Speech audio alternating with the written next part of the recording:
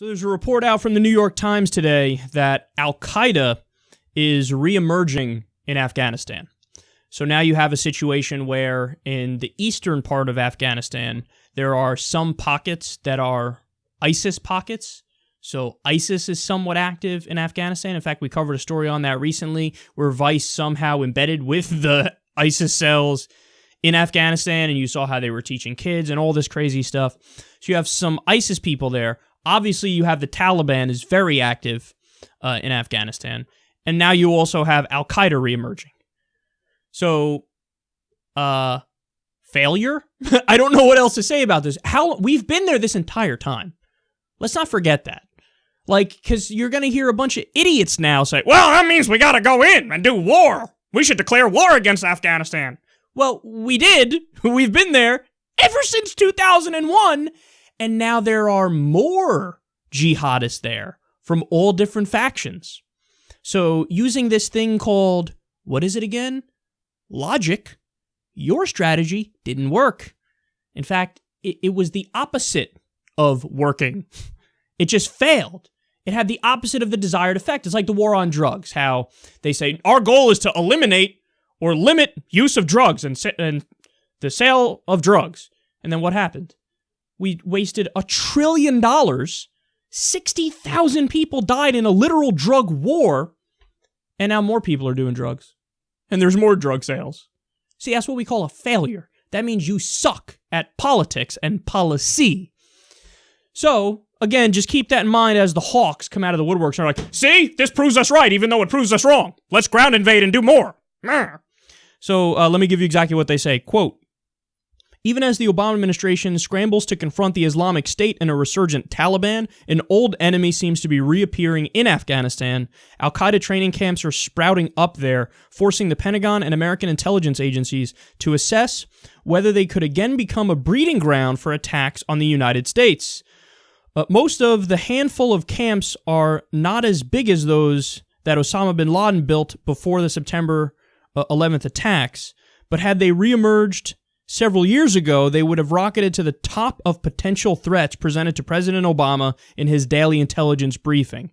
Now they are just one of the many, and perhaps American officials say not even the most urgent on the Pentagon's list in Afghanistan. The scope of al-Qaeda's deadly resilience in Afghanistan appears to have caught American and Afghan officials by surprise. So not only is this a failure when it comes to policy, it's also a failure when it comes to intelligence. Because they're like, ha! Would you look at that? Al-Qaeda's back. Doesn't that suck? Now, let's dig deeper here because there's so many assumptions that Washington rests on that are just not true. So, again, they're all going to be convinced that, if we don't go in there and do more, well, gosh golly, it's going to get worse, even though, again, us getting more involved has made it worse.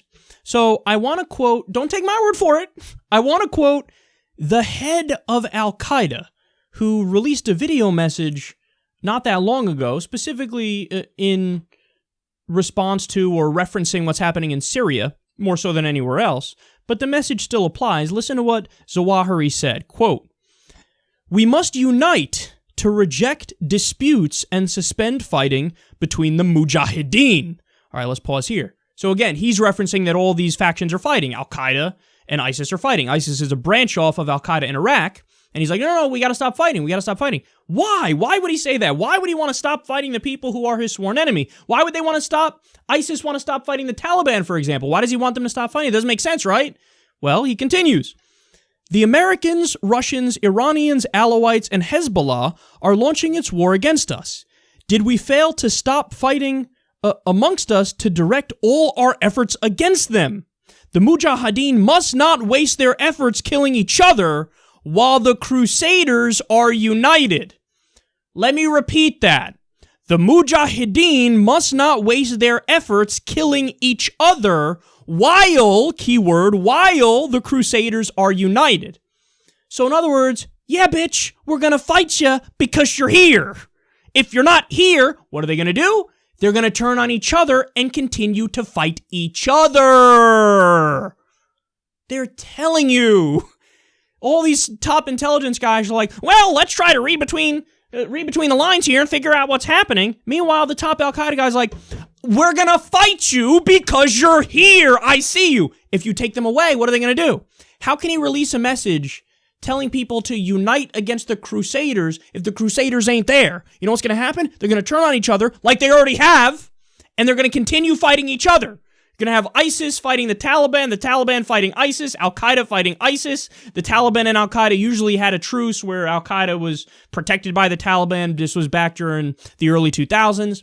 But they're going to turn on each other, and they're going to continue to fight each other. But, I mean, it's the same thing over and over, man. They don't learn. They don't get the lessons of history. Now, don't get me wrong. Am I saying, hey, if you do nothing, literally all jihadists will be gone? No, absolutely not. That's ridiculous. I think somebody should fight them, but I think the people who should fight them are the people that are there, the people that are in the region, the people who are more directly threatened. The Shias, for example. I mean, he references them here too. The Shias are fighting the Sunnis. Other Kurds are fighting the Sunni extremists. The Kurds are Sunnis, but they're moderate Sunnis. So let them in the region handle it. The head of al-Qaeda is telling you, hey, we're going to fight you because you're here.